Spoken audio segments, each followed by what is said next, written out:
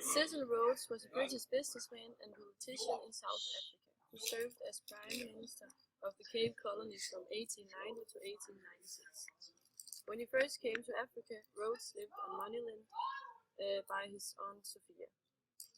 He later joined his brother Herbert on his cotton farm in a valley in Natal. The land was unsuitable for cotton, and the venture failed. Then Rhodes succeeded over the next 17 years with financial support from sponsors in buying up all the smaller diamond mining operations in the Kimberley area. In 1873 he returned to Britain to study at Oxford, but he only stayed there shortly, after which he went back to South Africa. His monopoly on the world's diamond supply was sealed in 1890 through a strategic partnership with the London-based Diamond Syndicate. They agreed to control world supply of diamonds to maintain high prices. And this picture in the background is a comic drawing of Rhodes holding a tape measure across the continent of Africa. And it symbolizes that Rhodes had a wish to build a railway line across the continent. The Berlin Conference took place in 1884 to 85 and was all about colonization and trading. Only the European states participated in the colonization to ensure free trading and neutralization. Anyone with power had the right to make a colony if they were the first state to claim the area. The colonization completed in 1890 to the 19th, and the independence got seized.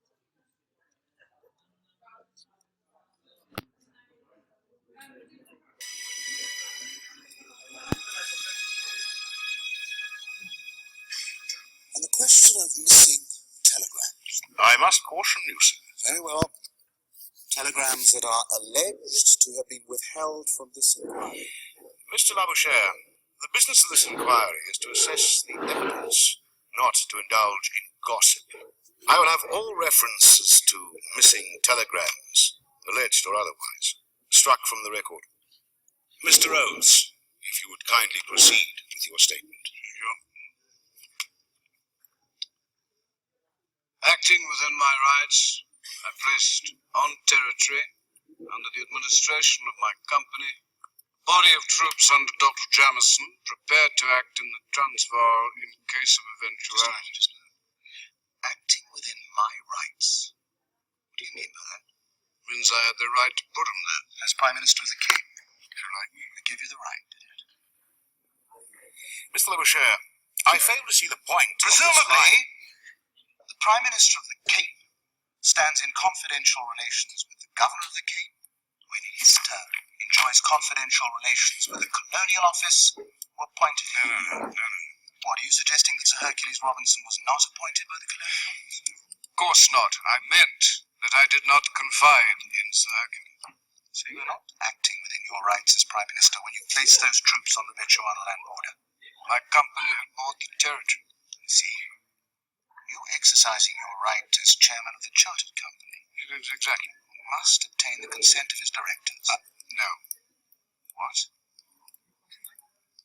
Not the chartered company. My rights as myself. No one, none of the other directors was party to this. None of them? No. Lord Gifford, you had no communication with him? No, with none of them. Really? This clip is from a movie on Cecil Rhodes, and the point is that it refers to the fact that everybody has the right to take a colony if they are the first to claim the area. This takes place in the British government inquiry, and they discuss whether it was Rhodes' right to put in troops and take over the land, or if it was not. As the colonial power hoped, the Berlin Conference didn't create benefits for the African colonies in an economic and political way. The continent only created new opportunities for the Europeans. The African kingdom were put on an end, and they got their country taken away and suffered to death. It split up the nation in two states, which was the Maasais. They subordinated the white control. The white man's burden must be taken by the blacks. The population got ignored because of the conflicts. They got escaped and got murdered. Sorry, I mean driven away.